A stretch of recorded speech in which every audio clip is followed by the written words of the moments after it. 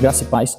Vamos dar seguimento ao estudo 9 marcas de uma igreja saudável, do Dr. Mark Dever. Nós estamos na aula 4 da marca 2, Teologia Bíblica. Nós aprendemos que teologia bíblica não é outra coisa senão que temos que entender a Bíblia como uma grande história que apresenta quem é Deus. Deus é o centro da história bíblica. Nas aulas passadas, nós aprendemos que essa grande história bíblica, ela está dividida em 5 grandes linhas da história de Deus. Nas últimas aulas, nós vimos a primeira linha e a segunda, e na aula de hoje, nós pretendemos ver a terceira e a quarta, deixando a quinta para a aula subsequente. Eu vou dizê-las as 5, para que vocês possam relembrar e ter uma contemplação do escopo dessa marca, da totalidade da segunda marca de uma igreja saudável.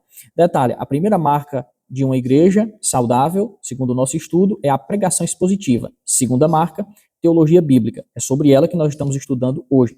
Quais são essas 5 grandes linhas, essas 5 grandes divisões da teologia bíblica? Ela está dividida a partir dos atributos de Deus. Já que Deus é o grande centro da história bíblica, essa grande história está dividida a partir dos atributos de Deus. A grande primeira linha da história de Deus é a seguinte: o Deus da Bíblia é um Deus criador, nós já estudamos. O Deus da Bíblia é um Deus santo, também já estudamos. O Deus da Bíblia é um Deus fiel, objeto do nosso estudo de hoje, juntamente com a quarta grande linha: o Deus da Bíblia é um Deus amoroso. E, finalmente, na próxima aula, nós iremos ver a última linha: o Deus da Bíblia é um Deus soberano. Criador, santo, fiel, amoroso e soberano. São as 5 grandes divisões da teologia bíblica ou da grande história que apresenta quem Deus é. Vamos entrar então nesse aspecto da teologia bíblica, a terceira grande linha da história de Deus. O Deus da Bíblia é um Deus fiel. Qual é a nossa mensagem central? A mensagem que fundamenta essa terceira grande linha é a seguinte: em Jesus se descobre como um Deus santo e justo é admiravelmente fiel. Nós só podemos entender ou compreender a santidade e a justiça de Deus através da pessoa e da obra de nosso Senhor Jesus Cristo. É simplesmente impossível compreender alguns aspectos da santidade de Deus e da justiça de Deus sem ser pela obra de nosso Senhor Jesus Cristo. De modo que o nosso tema de hoje vai nos dar uma clareza para entendermos esses 2 atributos de Deus, a santidade e a justiça, que se pode contemplar na pessoa e na obra de nosso Senhor Jesus Cristo. Então, renovando o tema, em Jesus se descobre como um Deus santo e justo é admiravelmente fiel. E nós iremos começar com um enigma. O autor chama de enigma do Antigo Testamento. E para apresentá-lo, eu irei ler as palavras da Escritura que estão registradas em Êxodo 34, do 6 ao 7, que nos apresentará esse grande enigma do Antigo Testamento, com o qual nós iremos dar a partida na nossa aula de hoje. Diz assim, Êxodo 34, a partir do 6, versículo 6. Passando o Senhor perante a sua face, clamou: Jeová o Senhor, Deus misericordioso e piedoso, tardio em iras e grande em beneficência e verdade, que guarda a beneficência em milhares, que perdoa a iniquidade e a transgressão e o pecado, que ao culpado não tem por inocente. Qual é o grande enigma apresentado por essa passagem? É o seguinte: como é que Deus pode perdoar o pecador sem torná-lo inocente? A referência nos diz que Deus é compassivo, misericordioso, que Deus é ira e que Deus é justiça, mas que ele não guarda para sempre a sua ira, mas ele executa a sua justiça. E no final da passagem nos é dito que ele perdoa o pecado, ainda que não torna o pecador inocente. Não é isso que está escrito aqui? Ele perdoa a iniquidade, a transgressão e o pecado, que ao culpado não tem por inocente. Ele perdoa a transgressão e o pecado, mas não tem o pecador, o culpado, por inocente. Então, como é que Deus ele pode perdoar o pecado e punir o pecado ao mesmo tempo? Como ele pode executar a sua justiça ao punir o pecado e executar a sua santidade e a sua misericórdia ao perdoar o mesmo pecado. O grande enigma é que Deus faz tanto uma coisa como outra, e nós não podemos entender como ele procede senão pela obra de Cristo. Essa passagem nos apresenta uma aparente contradição. Ou seja, se Deus é santo e justo, é claro que ele tem que se opor ao pecado. Ele não pode inocentar o culpado. Isso é muito claro. Por outro lado, a passagem também nos diz que se ele é fiel e misericordioso, ele também perdoa a iniquidade, a transgressão e o pecado. Há duas coisas aqui que são aparentemente opostas. Como ele se opõe ao pecado e pune o pecado, e como ele é misericordioso e fiel e perdoa a iniquidade. Como ele pode fazer as duas coisas simultaneamente? E para a coisa ficar ainda mais obscura, nós podemos ler uma referência em Provérbios 17, 15, que vai tornar a coisa ainda mais instigante. Ouçam o que diz essa passagem. O que justifica o ímpio e o que condena o justo, abomináveis são para o Senhor tanto um como o outro. Quais são as duas coisas que o Senhor abomina aqui? O que justifica o ímpio e o que condena o justo. Agora, coloquemos em evidência Jesus Cristo e nós, seres humanos. Quem é o justo e quem são os ímpios? Jesus é o justo e nós somos os pecadores. Será que na história da redenção, Deus está fazendo o que ele está abominando aqui nessa passagem? Porque Jesus, o inocente, é punido e os seres humanos são libertos. O que acontece aqui? Será que Deus está fazendo o que ele proíbe aqui em Provérbios? Será que Deus está fazendo com a humanidade o que ele está proibindo em Provérbios 17, 15? É isso que nós iremos analisar. Esse é o grande enigma. Deus faz as duas coisas. Os seus atributos estão em plena harmonia. A sua santidade e a sua justiça são satisfeitas na punição do pecado, e a sua fidelidade e a sua misericórdia também são satisfeitas no perdão dos pecados. Agora, como isso se dá, nós iremos ver e nós só podemos entender na pessoa e na obra de nosso Senhor Jesus Cristo. Tudo isso nos leva para a promessa de esperança, a grande promessa de esperança. Essa tensão quer nos mostrar a promessa de esperança para a redenção. É como se nós lêssemos essas passagens e isso despertasse a nossa curiosidade para nós fazermos a seguinte pergunta: como é que Deus resolve o problema da rebelião humana? Porque se de um lado ele tem que punir o mal e de outro lado ele perdoa, como essas questões são resolvidas?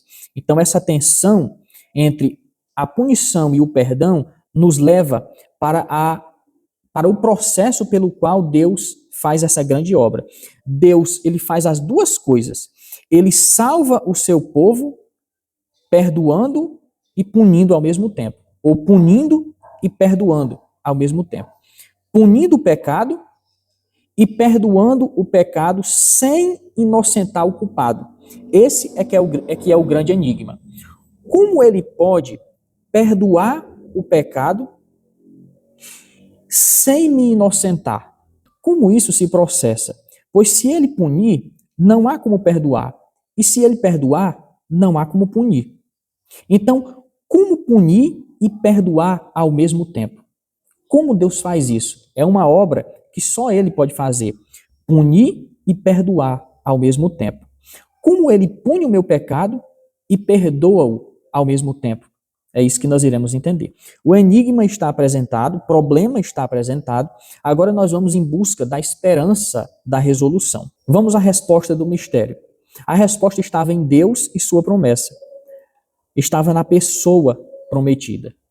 A resposta estava no Messias, no ungido de Deus, no Salvador, no libertador do seu povo. No Antigo Testamento, a esperança de perdão exigia o quê? Um sacrifício expiatório. Nós podemos observar muitos rituais de sacrifícios no Antigo Testamento, principalmente no livro de Levítico, ali no Pentateuco. E tudo aquilo nos leva para a doutrina formulada hoje de substituição penal ou substituição expiatória. O que significa isso? É que era exigida uma substituição de sofrimento e morte do inocente que receberia a punição merecida pelo culpado.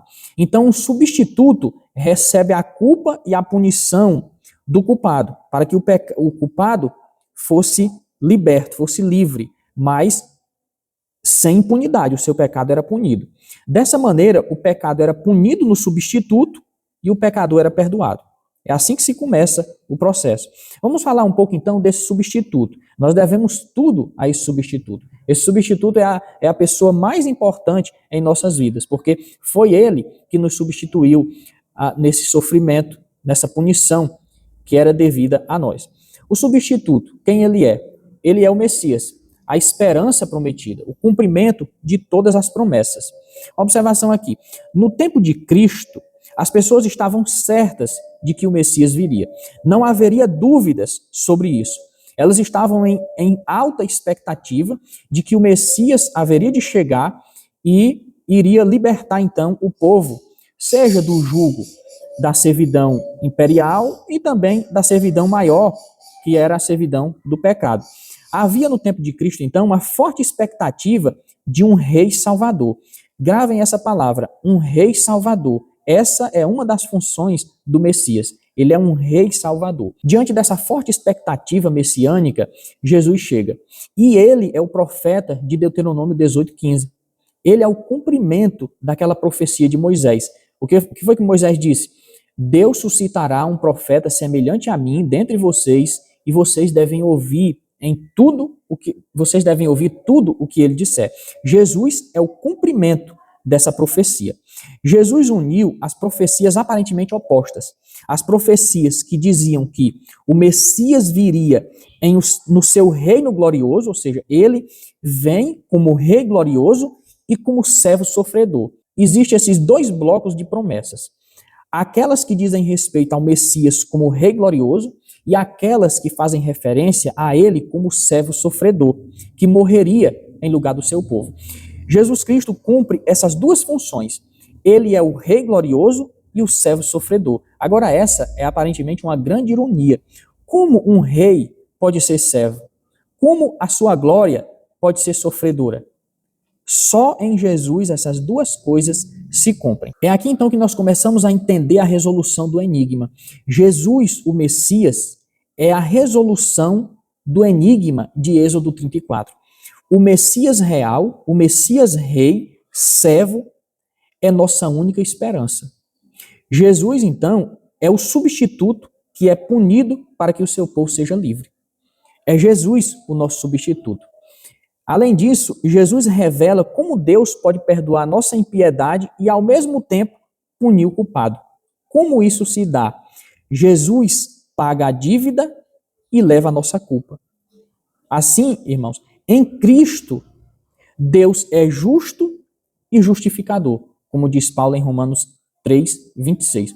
Por que ele é justo e justificador? Ele é justo porque ele pune o pecado. Não há impunidade aqui. Há penalidade. O nosso pecado é punido em Jesus. Por que ele é justificador? Porque ele liberta o pecador sem torná-lo inocente.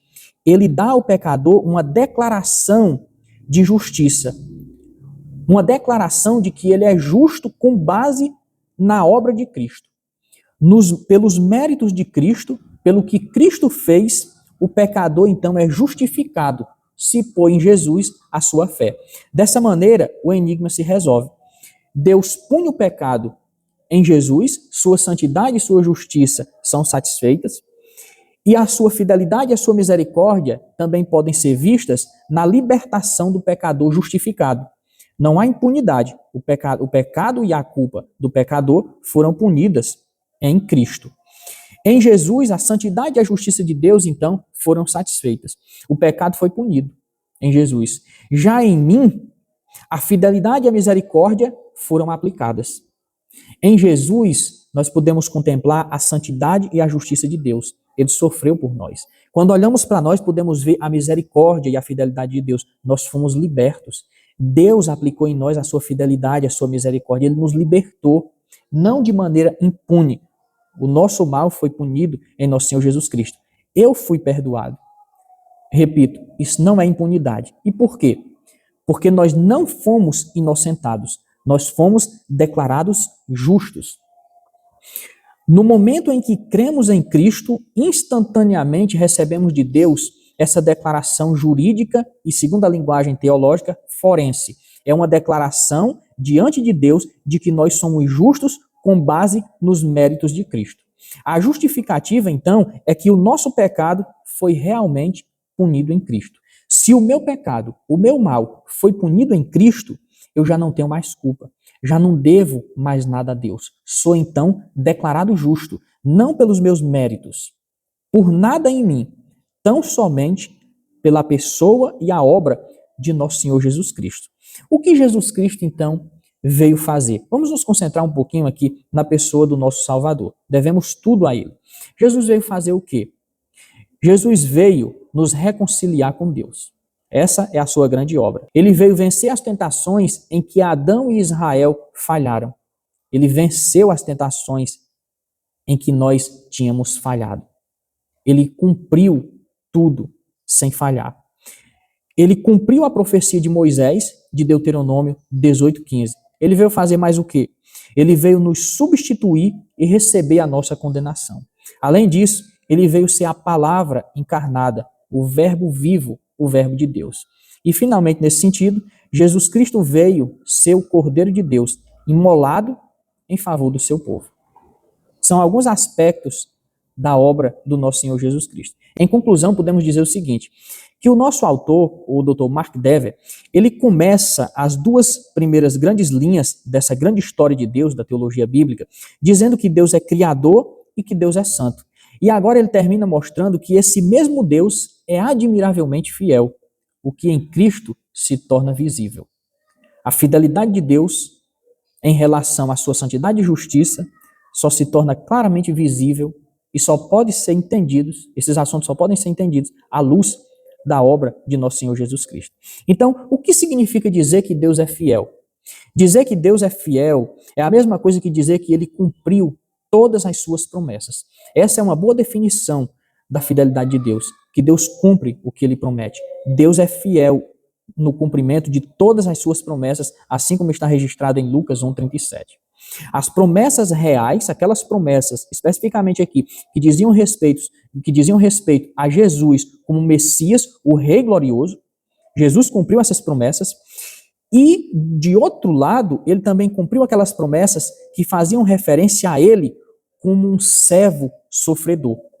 Se, por um lado, ele cumpre as promessas reais, nas quais ele julgou e destruiu o pecado, por outro lado, meus irmãos, ele cumpre as promessas que faziam referência a um servo, ao Messias como servo sofredor, nas quais ele perdoou os nossos pecados, restaurou a nossa comunhão com Deus e salvou o seu povo.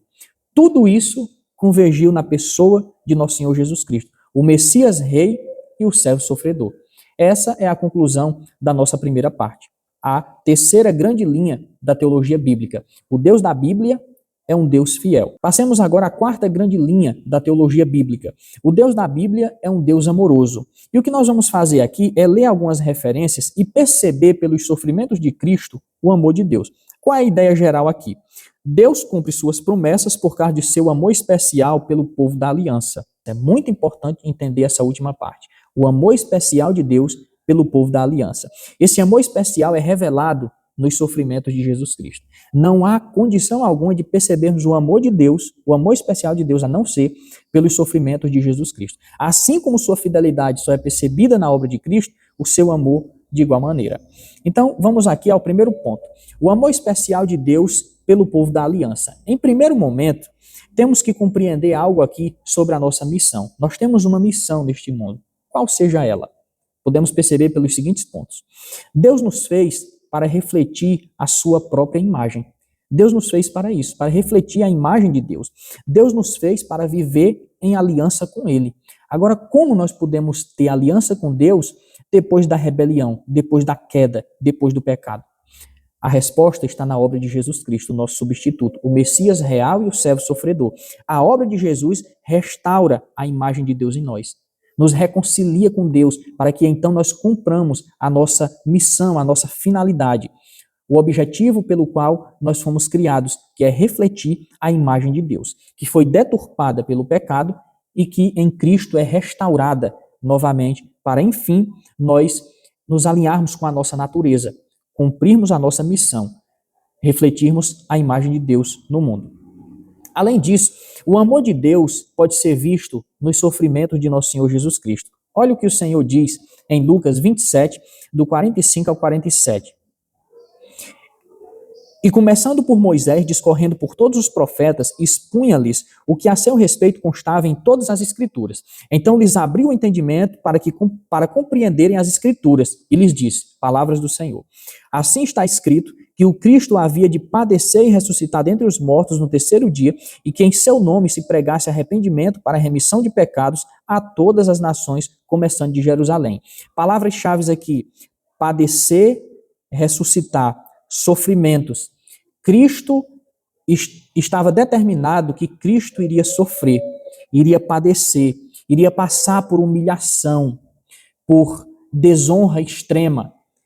E isso nos mostra o amor de Deus, em que Cristo, o seu Filho amado, sofreu todas essas coisas porque Deus nos ama, porque Deus o enviou em uma missão para salvar o seu povo. Nós podemos então perceber, alguém sofreu por nós. O que você diria a uma pessoa que você acabou de descobrir que sofreu por amor a você, que se entregou por amor a você, que foi aos últimos limites a entrega da própria vida por você? O que você faria? O que você diria a essa pessoa? Você enxergaria o amor dele por você. Em outro aspecto, nós podemos ver agora a demonstração do amor especial de Deus pelo seu povo. O amor especial de Deus pelo seu povo. Isaías 53, 4 a 6, nos mostra isso. Certamente, ele tomou sobre si as nossas enfermidades e as nossas dores levou sobre si. E nós o reputamos por aflito, ferido de Deus e oprimido. Mas ele foi traspassado pelas nossas transgressões e moído pelas nossas iniquidades. O castigo que nos traz a paz estava sobre ele, e pelas suas pisaduras fomos sarados. Todos nós andávamos desgarrados como ovelhas, cada um se desviava pelo seu caminho. Mas o Senhor fez cair sobre ele a iniquidade de nós todos. Isaías 53, 4 a 6. Nós podemos perceber, por tudo isso que lemos, a demonstração do amor especial de Deus. Se demonstra o amor de Deus no fato de que as nossas dores Jesus levou sobre si. Ele foi aflito por nós, foi ferido de Deus e oprimido. São demonstrações do amor de Deus. Ele foi traspassado pelas nossas transgressões. Como podemos ver a demonstração do amor de Deus por nós, senão quando as Escrituras dizem que Cristo foi moído pelas nossas iniquidades? Ele foi castigado por nós. Para que tenhamos paz, ele sofreu infelicidades, tristezas, castigo. Ele foi pisado por nós, pelas suas pisaduras fomos sarados. Repito, o que você diria a alguém que você acabou de descobrir que ele sofreu por você, que ele passou todo tipo de dores em seu lugar? O que você diria se você descobrisse que uma pessoa levou todas as dores que você poderia sentir? Como você responderia a uma pessoa que foi aflito, foi afligido em seu lugar, que foi ferido em seu lugar, que foi oprimido em seu lugar? O que você entregaria a uma pessoa que foi traspassado por você, que foi traspassado pelo mal que você cometeu, traspassado pelas suas transgressões? O que você faria a alguém que você sabe que foi moído em seu lugar, que foi moído pelas iniquidades que nós praticamos, que foi castigado para que nós tenhamos paz, que foi pisado por nós? Não há outra resposta que não seja esta: eu entrego ao Senhor tudo o que tenho e que sou. O meu ser está em tuas mãos. A única resposta diante dessa demonstração do amor especial de Deus pelo seu povo é a entrega total a Ele. É a entrega total do nosso ser aos pés da cruz, ao nosso Senhor Jesus Cristo. Isso nos leva ao seguinte ponto: o amor de Jesus em servir e dar a sua vida em resgate por muitos. Percebemos o amor de Deus no sofrimento de Cristo, a demonstração do amor de Deus pelas coisas que Cristo sofreu em nosso lugar, e agora nós iremos ver esse amor a partir de Jesus, da sua entrega, da sua servidão em relação a nós. Está escrito em Marcos 10:45 o seguinte: pois o próprio Filho do Homem não veio para ser servido, mas para servir e dar a sua vida em resgate por muitos. Nós podemos ver que o próprio Jesus, o nosso Senhor, ele veio para servir, não para ser servido. E qual é o seu serviço aqui? É entregar a sua vida. Não há amor maior do que esse, realmente, como ele disse, de alguém entregar a sua vida pelos seus amigos. Esse é o grande sumo da obra de Cristo, do serviço do Senhor, é a entrega da vida dele. Isso aqui resume tudo. Jesus entregou sua vida por nós. Ele nos serviu entregando o que ele tinha, tudo o que ele tinha, a sua vida. Mas ele reconquistou de volta, como diz João, capítulo 10, em alguns versículos desse capítulo. E, além disso, nós podemos perceber também o amor de Jesus na sua humilhação. O amor de Jesus no seu serviço, entregando a nós a vida dele, e agora o amor de Jesus na humilhação dele, na humilhação do Senhor. Está escrito em Filipenses 2, 6-8, nas palavras do apóstolo Paulo, inspirado pelo Espírito Santo. Subsistindo em forma de Deus, não julgou como usurpação o ser igual a Deus.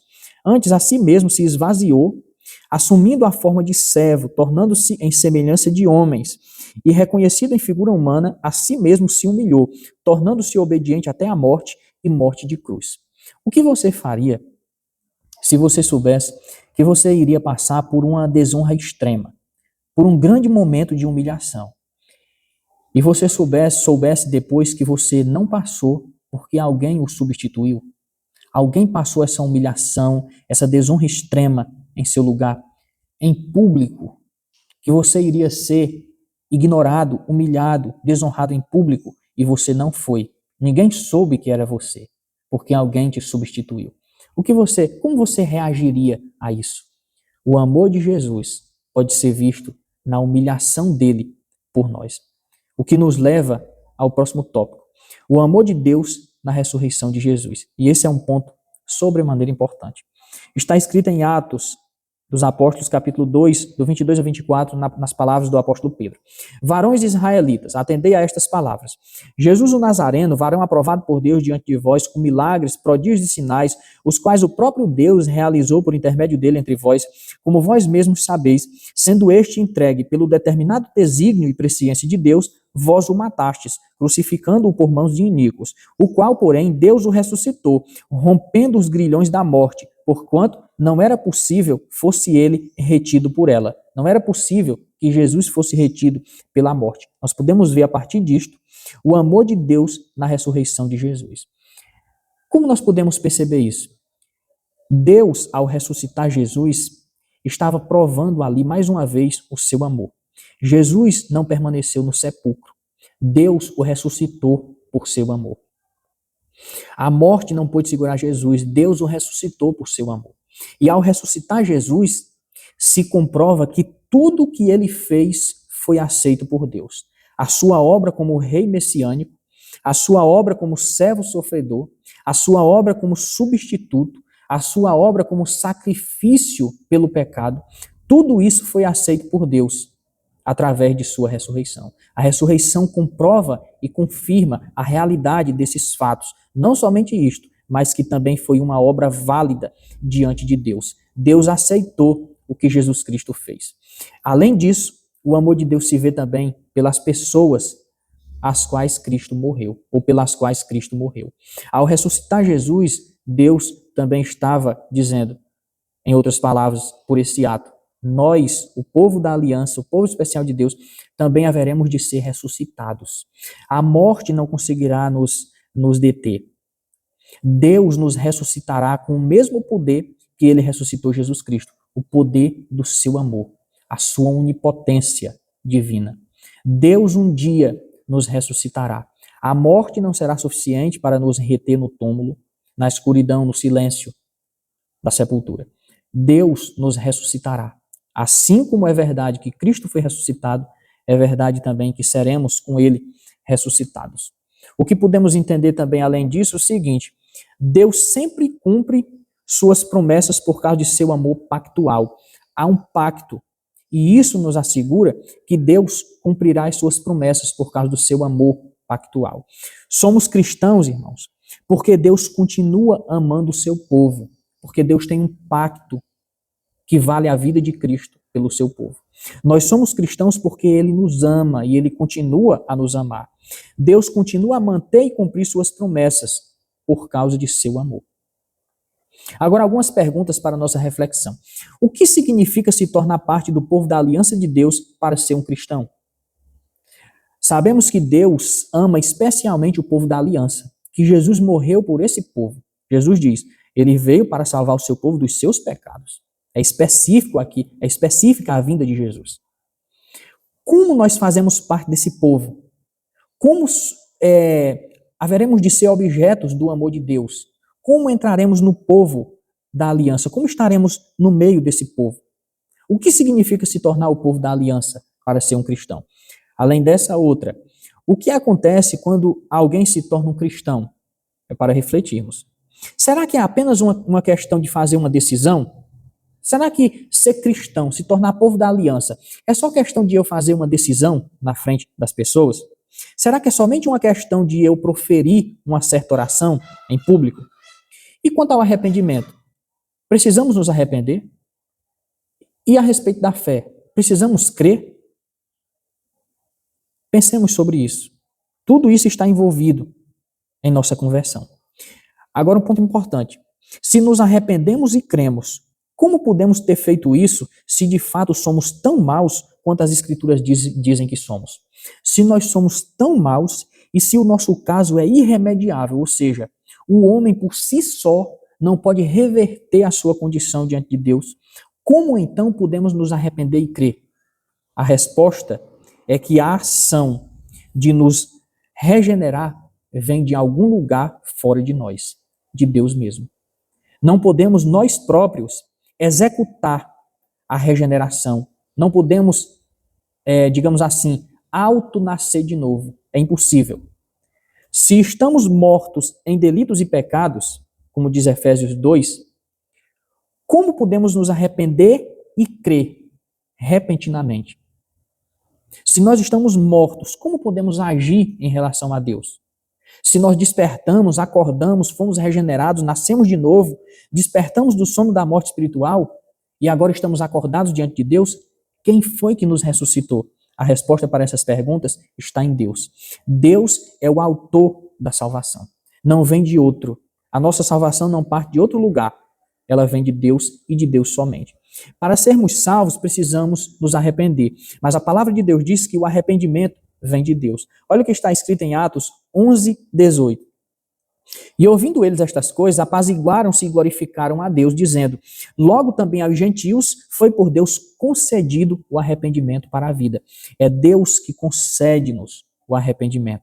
Precisamos do arrependimento, é Ele que nos dá o arrependimento. Sem essa concessão de Deus, não há como nos arrepender. Nós exercemos o dom do arrependimento que Ele nos dá.